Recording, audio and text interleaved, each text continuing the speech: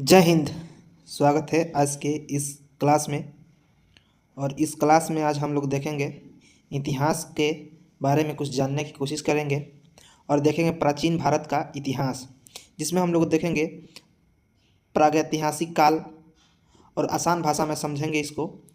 कोशिश करेंगे कि हम आपको इसे आसान भाषा में एकदम समझा सकें और आपका कोई भी डाउट ना रहे। तो चलिए शुरू करते हैं इसको और देखते हैं इतिहास कहते किसको हैं।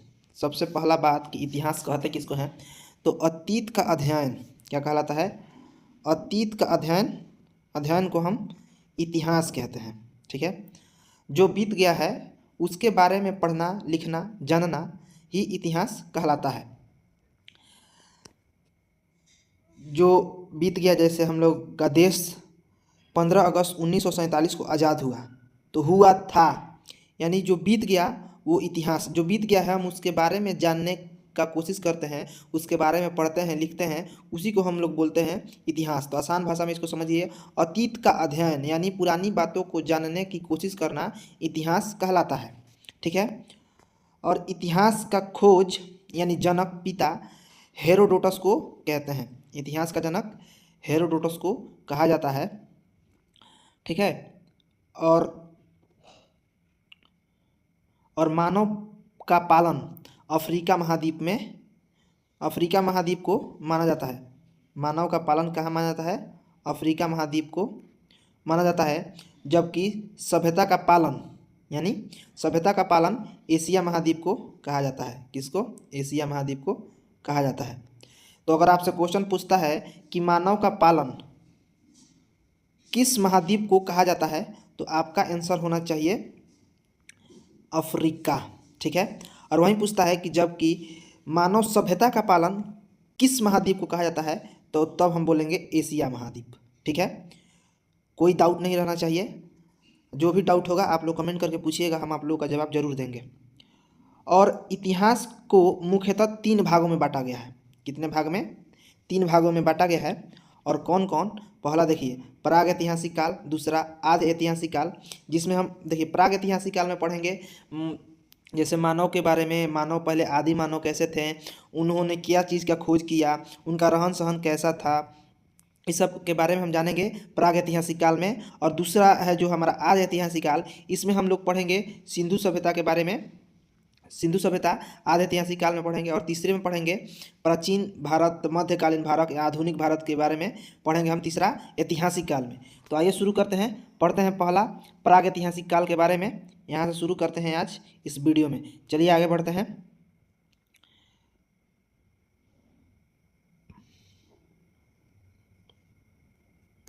देखिए प्राग ऐतिहासिक काल के बारे में जानेंगे।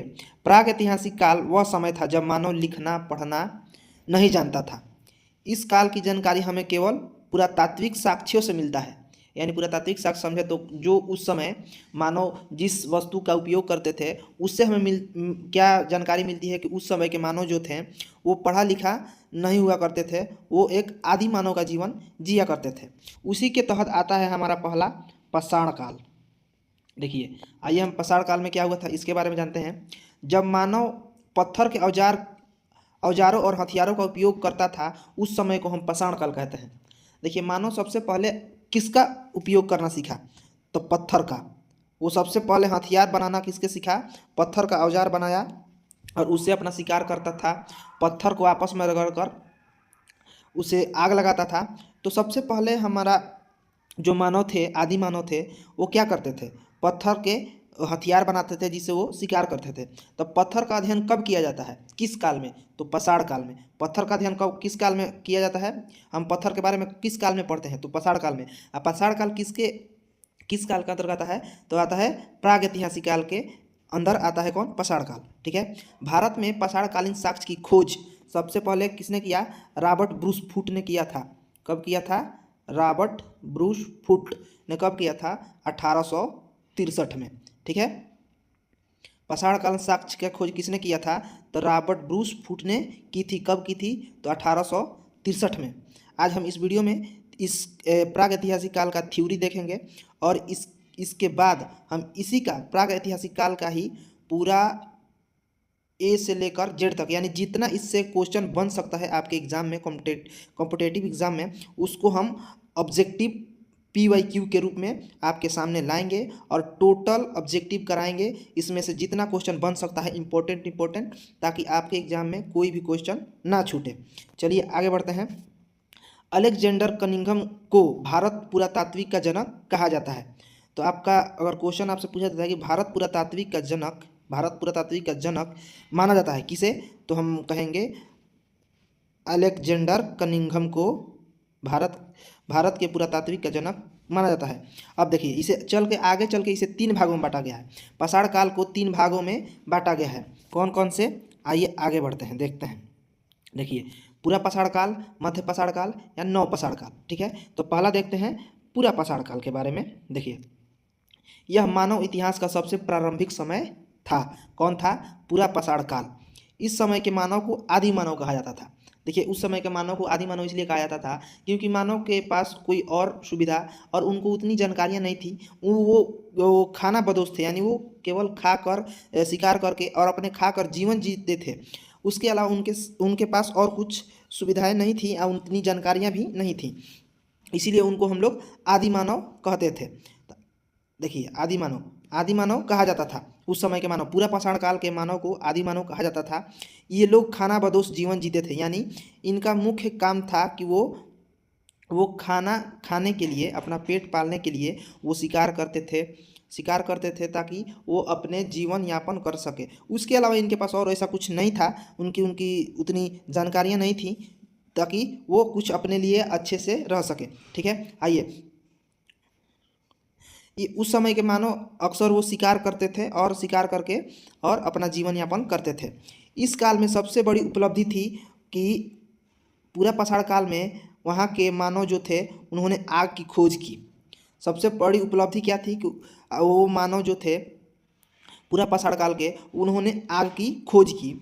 अब मानव बड़े बड़े पत्थरों के औजार का उपयोग करता था।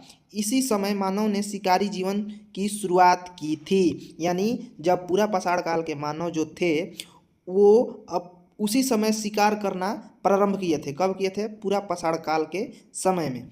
ठीक है, ताकि वो शिकार करके और अपना पेट पालते थे और जीवन यापन करते थे। देखिए मध्य प्रदेश के रायसेन जिले में स्थित भीमबेटका की गुफा से इस काल की शैलचित्र प्राप्त हुए हैं। तब बताइए, अगर आपसे सवाल पूछता है कि किस गुफा से शैलचित्र की प्राप्ति हुई है, तो क्या आपका जवाब होगा? भीमबेटका की गुफा से, जो अभी कहाँ है स्थित? वर्तमान में अभी मध्य प्रदेश में स्थित है। मध्य प्रदेश के रायसेन जिले में, किसमें? रायसेन जिले में स्थित है। ठीक है, और आइए आगे बढ़ते हैं। पूरा पाषाण काल के मानव का शैलचित्र किस गुफा में मिलता है?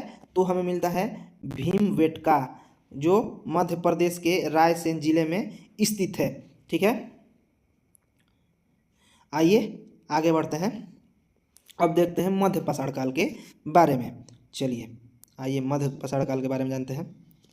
अब पाषाण काल को 3 भागों में बांटा गया था, पूरा पाषाण काल, मध्य पाषाण काल और आधुनिक पाषाण काल। तो ठीक है, इसको आइए देखते हैं। इस काल में मानव ने छोटे पत्थरों के औजार बनाने शुरू किए, जिन्होंने हम माइक्रोलिथ कहते हैं।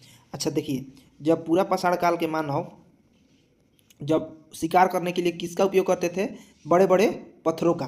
और वहीं मध्य पाषाण काल के जब मानव आए तो उन्होंने औजार किसका? छोटे पत्थरों का औजार बनाकर शिकार करने के लिए उपयोग किया, जिसे हम बोलते हैं माइक्रोलिथ। तो आपसे अगर क्वेश्चन पूछ सकता है कि माइक्रोलिथ किस पाषाण काल की खोज है, तो हम क्या कहेंगे? मध्य पाषाण काल। क्या कहेंगे? मध्य पाषाण काल। देखिए मानव का मुख्य कार्य आखेट था। ठीक है, इस काल में मानव के साथ कुत्ते को दफनाने का प्रमाण भी मिला है। मानव के साथ कौन सा जानवर मिला है? तो वो है डॉग, यानी कुत्ता। ठीक है, आइए आगे बढ़ते हैं। चलिए आगे बढ़ते हैं। जो इम्पोर्टेंट है हम आपको वो सारी चीज़ें हाईलाइट कर दी हैं और आपको हम बताते चल रहे हैं। आइए अब देखते हैं हम लोग नव पाषाण काल के बारे में। तीसरा है नवपाषाण काल। देखिए, इस काल में मानव ने अस्थायी जीवन जीना शुरू कर दिया था, यानी वो एक कहीं भी एक स्थान पे अपने रहने के लिए घर, जीवन जीने के लिए कुछ शिकार और पीने के लिए पानी, माने वैसा स्थिति जगह देखकर, स्थान देखकर वहाँ पे रहना शुरू किया था, यानी उनका अस्थायी जीवन शुरू हो गया था। तो अगर आपसे क्वेश्चन पूछता है मानव जीवन का अस्थायी जीवन किस काल से शुरू हुआ, तो वो हुआ किस काल से? नवपाषाण काल से। ठीक है। मानव ने कृषि और पशुपालन की शुरुआत की। किसका? सबसे पहले मानव किसका शुरुआत किया? कृषि का और पशुपालन का। मानव सबसे पहले शुरुआत किसका किया? कृषि का और पशुपालन का। और पहिया का आविष्कार भी नवपाषाण काल में ही हुआ था। तो मानव द्वारा पहिया का आविष्कार किस काल में किया गया? तो नवपाषाण काल में किया गया। और मिट्टी के बर्तनों का उपयोग भी प्रारंभ हुआ था। कब हुआ था? नवपाषाण काल में मिट्टी के बर्तनों का उपयोग भी शुरू हुआ था। मानव द्वारा पालतू बनाया गया पशु पहला कौन था? तो वो था कुत्ता। मानव द्वारा पालतू पशु पहला कौन है? तो है कुत्ता। मेहरगढ़ से गेहूं और जौ की खेती का प्रमाण मिला है। कहाँ से मिला है? मेहरगढ़ से। आपसे क्वेश्चन पूछेगा गेहूं और जौ की खेती की प्रमाण कहाँ से मिला है, तो वो मिला है मेहरगढ़ से। और बुर्ज होम से कुत्ते को दफनाने का साक्ष्य मिला है। चलिए आइए आगे बढ़ते हैं, इसी में देखते हैं। देखिए क्या, देखिए बुर्ज होम से कुत्ते को दफनाने का साक्ष्य मिला है। कुत्ते को दफनाने का साक्ष्य कहाँ मिला है? सबसे पहले बुर्ज होम। देखिए, कोल्डिहवा से चावल का प्राचीनतम साक्ष्य प्राप्त हुआ है। कब? नवपाषाण काल में चावल का सबसे प्राचीनतम साक्ष्य कहाँ से मिला है? तो मिला है कोल्डिहवा। लहुरा देव से और भी प्राचीनतम चावल के प्रमाण मिले हैं। चिरान से अस्थि उपकरण प्राप्त हुए हैं। ठीक है, ये सारे टॉपिक ध्यान में रखिएगा। आइए आगे बढ़ते हैं। आप देखते हैं ताम्रपाषाण काल। पाषाण काल को कितने भागों में बांटा गया था? तो था कितना? 3। पूरा पाषाण काल, मध्य पाषाण काल और नवपाषाण काल। तो हम एक एक करके किस पाषाण काल में क्या क्या खोज हुआ था उसके बारे में हम जान लिए। आइए आगे बढ़ते हैं। हम आपसे अभी भी बता रहे हैं कि इससे रिलेटेड हम आपको MCQ लाएंगे, PYQ लाएंगे, ताकि आप एक भी क्वेश्चन ना छोड़ सकें। चलिए देखिए ताम्रपाषाण काल के बारे में। यह पाषाण काल का अंतिम चरण था। पाषाण काल का अंतिम चरण कौन है? ताम्रपाषाण काल। पाषाण काल का अंतिम चरण कौन है? ताम्रपाषाण काल। यह पाषाण काल का अंतिम चरण है, ताम्रपाषाण काल। ठीक है। इस काल में मानव ने पत्थर के साथ साथ तांबे का उपयोग शुरू किया। तो क्वेश्चन पूछता है कि मानव द्वारा सबसे पहला धातु का उपयोग, किस धातु का उपयोग हुआ था? तो है तांबा। मानव द्वारा खोजी गई पहली धातु, देखिए यहीं पे है, मानव द्वारा खोजी गई पहली धातु कौन सी थी? तो है तांबा। इस काल में ग्रामीण जीवन की विकसित हुई। किस काल में? ताम्रपाषाण काल में ग्रामीण जीवन विकसित हुआ, यानी गाँव में लोग बसना शुरू किए और अपना जीवन यापन शुरू किए। चित्रित भांडों का उपयोग किया, यानी जो अथी थे, मृत भांड थे, उस पर शैल चित्र बनाया गया था। उसका उपयोग कब शुरू हुआ था? तो ताम्रपाषाण काल में शुरू हुआ था। जो कलश था, मटका था, उस पर चित्र बनाकर उसका साक्ष्य कब मिला? तो ताम्रपाषाण काल में शुरू हुआ था। चलिए आगे बढ़ते हैं। अब देखते हैं जारवे संस्कृति। देखिए इसके बारे में जानते हैं। यह संस्कृति महाराष्ट्र में प्रचलित थी। कहाँ प्रचलित थी? जारवे संस्कृति कहाँ प्रचलित थी? महाराष्ट्र में। और यह एक ग्रामीण संस्कृति थी। कौन सी संस्कृति थी? यह एक ग्रामीण संस्कृति थी। इसके प्रमुख स्थल हैं इनामंगवा, नासिक, नेवासा, दैमाबाद। ठीक है, ये इसका 3 प्रमुख स्थल है। आइए आगे बढ़ते हैं। बस हम लोग का ये प्रागैतिहासिक काल समाप्त हुआ। प्रागैतिहासिक काल में हम लोग को यही पढ़ना था। ठीक है, आदि मानव जीवन के बारे में पढ़ना था। पाषाण काल, मध्य पाषाण काल, नवपाषाण काल, ताम्रपाषाण काल और जारवे संस्कृति के बारे में हम लोग को देखना था, जो हम लोग पॉइंट टू पॉइंट देख लिए हैं।